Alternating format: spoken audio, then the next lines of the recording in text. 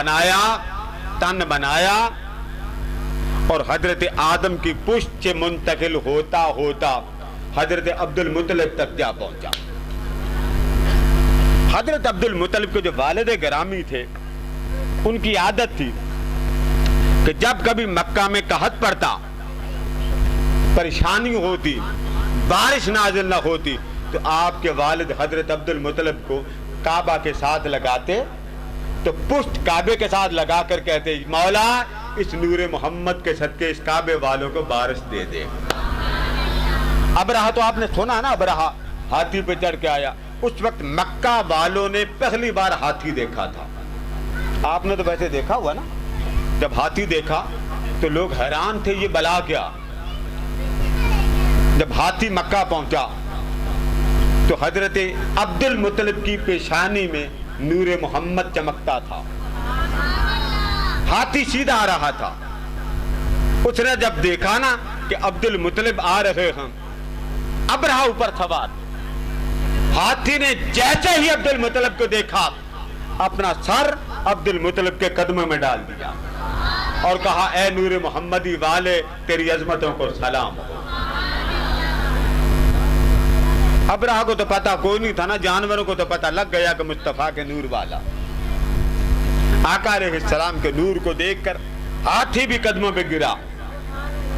عبد المطلب آئے تو 300 اونٹ اس نے لوٹ لیے تھے ابرہہ نے۔ تو ابرہہ نے دیکھا، پوچھا کہ آپ کیسے آئے؟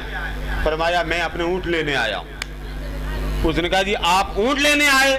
میں نے تو سمجھا مکہ کا بادشاہ ہے تو آپ مکہ چھڑانے آئیں گے، آپ اونٹ لینے آ گئے۔ تو آپ نے فرمایا میں اونٹوں کا مالک ہوں، کعبے کا مالک اور ہے۔ میں اونٹوں کا مالک ہوں، کعبے کا مالک اور ہے۔ آپ چل دیے واپس اور فرمایا لوگوں اب کعبے کو بچانے والا خود کعبے کو بچائے گا۔ تو پھر آپ نے دیکھا کہ اللہ نے ابابیل کو کیسے نازل کیا، پھر کیسے ایک بارش ہوئی اور اللہ نے مکہ کو فتح یاب فرما دیا۔ تو اللہ پاک نے آقا علیہ السلام کے نور کو جس کے وجود میں رکھا، جس کے وجود میں رکھا، اس کے وجود سے کستوری کی خوشبو آتی تھی۔ حضور کے والد گرامی تک نور پہنچا۔ آپ ایک گلی سے گزرے، ایک خاتون کھڑی تھی، اس کا نام تھا فاطمہ، بہت سی کتابوں کی وہ عالمہ تھی۔ اس نے آپ کو دیکھا اور دیکھ کر کہتی عبداللہ میں آپ سے ایک بات کرنا چاہتا ہوں۔ بہت بڑی عالمہ، فاضلہ، زاہدہ، عابدہ۔ اس نے کہا میں آپ سے ایک بات کرنا چاہتی ہوں۔ فرمایا کرو۔ اس نے کہا آپ مجھے اپنے رشتہ زوجیت میں لے لیں، مجھے اپنی اہلیہ بنا لیں۔ فرمایا اب میں سفر پہ جا رہا ہوں، واپس آؤں گا تو پھر تم سے شادی کا سوچوں گا۔ جب آپ آگے چلے گئے وہاں پر حضرت آمنہ طیبہ طاہرہ سے آپ کی شادی ہو گئی۔ شادی کے بعد پھر پلٹے، جب واپس آئے تو وہی خاتون وہاں چوک پہ کھڑی۔ آپ نے اس خاتون سے کہا بی بی آپ نے مجھے شادی کی پیشکش کی ہے، میں تمہاری شادی کی دعوت قبول کرتا ہوں۔ اس خاتون نے جب آپ کا چہرہ دیکھا تو اس نے چہرہ دیکھتے ہی اپنا چہرہ دوسری طرف کر دیا۔ آپ نے فرمایا اب کیا ہوا؟ اس نے کہا عبداللہ تم یہاں سے گئے تھے، کہاں گئے تھے؟ فرمایا میرے والد صاحب نے شادی کر دی، میرے والد صاحب نے شادی کر دی۔ تو اس خاتون نے کہا عبداللہ میں نے تجھے دور سے آتے ہوئے دیکھا تو تیرے چہرے میں اتنا نور محمدی تھا، زمین سے لے کے لامکان تک وہ نور چمک رہا تھا۔ جب میں نے چمکتا ہوا اس نور محمدی کو دیکھا تو تڑپ پیدا ہوئی، کاش مجھے اللہ پاک محمد کی ماں بنا دے۔ مگر ہوا کیا، ماں آمنہ کو اللہ نے بنا دیا، آمنہ طیبہ طاہرہ کو اللہ نے ماں بنا دیا۔ فرمایا عبداللہ اب تم سے مجھے شادی کرنے کی کوئی حسرت نہیں۔ حضرت آمنہ طیبہ طاہرہ کی پشت میں جب نور آیا، آپ کو پتا نہیں تھا کہ میں پریگننٹ تھی، آپ خود فرماتی، فرمایا مجھے اس بات کی کوئی خبر نہیں تھی کہ میں حاملہ ہوں۔ بس ہوتا کیا تھا کہ جب میرے وطن مبارک میں آئے، میری گود مبارک میں آئے، تو جہاں میری رہائش تھی نا وہاں قحط پڑا ہوا تھا، ہریالی تو تھی نہیں، قحط پڑا تھا۔ فرماتے ہیں کہ جب قحط پڑا، جب حضور میری گود میں آئے تو وہ مقام جب مجھے نصیب ہوا تو پہلی رات آئی تو مجھے خواب میں کوئی بزرگ ملے، آنے والے نے کہا آمنہ مبارک ہو، اللہ نے تجھے محمد مصطفیٰ کی ماں بنا دیا۔ میری بیٹیاں سوچے وہ ماں کتنی بختوں والی، کتنی عظمتوں والی، کتنی شانوں والی، جسے اللہ نے محمد کے لیے چنا، مصطفیٰ کے لیے چنا۔ فرماتی ہیں میرا حال یہ تھا، مجھے پتہ نہیں چلتا تھا کہ میرے پاس کیا ہو، بس ہوتا یہ تھا ہر دوسرے دن کسی نہ کسی نبی کی مجھے زیارت ہوتی، کسی نہ کسی نبی کی مجھے زیارت ہوتی تو وہ مبارک دیتے، آمنہ مبارک ہو، محمد کی ماں ہو گئی۔ آپ کو رشتہ دار مبارک دیتے ہیں، آمنہ کو انبیاء مبارک دیتے ہو۔ جب مبارکوں کا سلسلہ چلا، فرماتی جیسے جیسے دن قریب آتے تھے، مجھے پتہ نہیں تھا میں پریگننٹ ہوں، لیکن مبارک کا سلسلہ چلا، عجائبات آنے لگے۔ آپ فرماتی ایک بار یہ ہوا، میرے قریشیوں کے جو جانور تھے وہ باندھے ہوئے تھے۔ اب جانور کیا بولنی انہوں نے؟